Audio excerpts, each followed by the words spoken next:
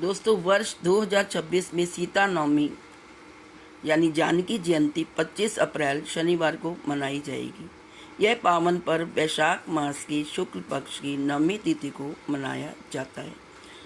इस दिन माता सीता का जन्म हुआ था और यह विशेष रूप से सुहागिन महिलाओं के लिए पति की लंबी आयु व सुख समृद्धि के लिए उपवास रखने का महत्व रखता है। धार्मिक मान्यताओं के अनुसार वैशाख महीने के शुक्ल पक्ष की नवमी तिथि को माता सीता का प्राकट्य हुआ था, जिसे हम सीता नवमी या जानकी नवमी के रूप में मनाते हैं। साल 2026 में इस पर्व की तारीख को लेकर लोगों में बड़ा कन्फ्यूज़न है। तो आइए इस वीडियो में आपको बताते हैं कि कब है सीता नवमी और उसकी व्रत की पूजा विधि, महत्व तथा सीता नवमी की पौराणिक कहानी। हेलो फ्रेंड्स, कैसे हैं आप सब? स्वागत है आपका आपके अपने चैनल अजब गजब संसार में। दोस्तों, वैदिक पंचांग के अनुसार इस साल वैशाख शुक्ल पक्ष की नवमी तिथि की शुरुआत 24 अप्रैल 2026 को रात 7:21 पर होगी। वहीं इसका समापन अगले दिन यानी 25 अप्रैल 2026 को शाम 6:27 पर होगा। ऐसे में इस वर्ष यह पर्व 25 अप्रैल को मनाया जाएगा।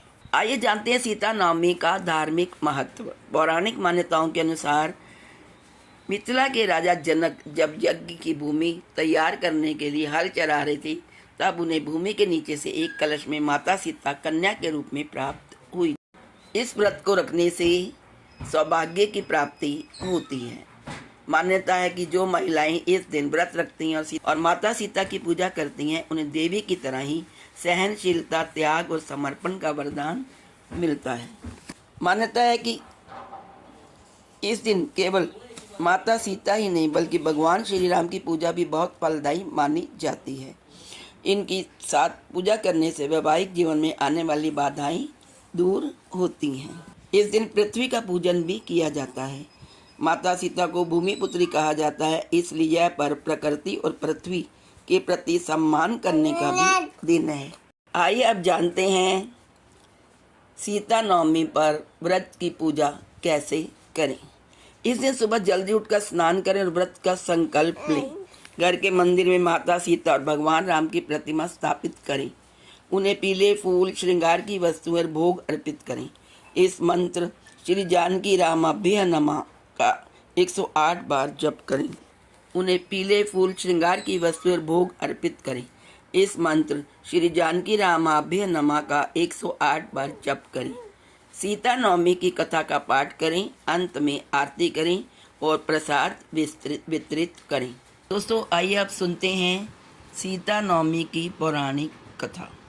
प्राचीन समय में मिथिला के राजा जनक बहुत धर्मात्मा और न्यायप्रिय शासक थे। एक बार उनके राज्य में भयंकर अकाल पड़ा। वर्षा न होने से प्रजा दुखी हो गई। तब ऋषियों ने राजा जनक को यज्ञ करने की सलाह दी। यज्ञ के लिए भूमि तैयार करने हेतु राजा स्वयं हल लेकर खेत जोतने लगे। जब राजा जनक भूमि में जोत रहे थे, तभी उनके हल का फल जमीन में किसी कठोर वस्तु से टकराया। उन्होंने जब उस स्थान को खोदा तो वहाँ एक दिव्य तेजस्वी कन्या प्रकट हुई। राजा जनक ने उस कन्या को ईश्वर का आशीर्वाद मानकर उसे अपनी पुत्री के रूप में स्वीकार कर लिया।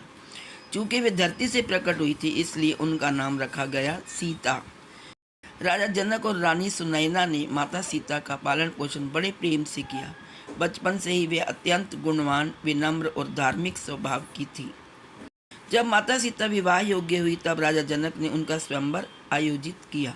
इस स्वयंवर में शर्त दी कि जो भी भगवान शिव के विशाल धनुष को उठाकर प्रत्यंचा चढ़ाएगा, वही सीता से विवाह करेगा। अयोध्या के राजकुमार भगवान राम ने इस धनुष का न केवल उठाया बल्कि उसे तोड़ भी दिया। इस प्रकार माता सीता का विवाह भगवान राम से हो गया। विवाह के बाद माता सीता ने हर परिस्थिति में अपने पति भगवान राम का साथ दिया। जब भगवान राम को वनवास मिला तो माता सीता भी उनके साथ वन में चली गई।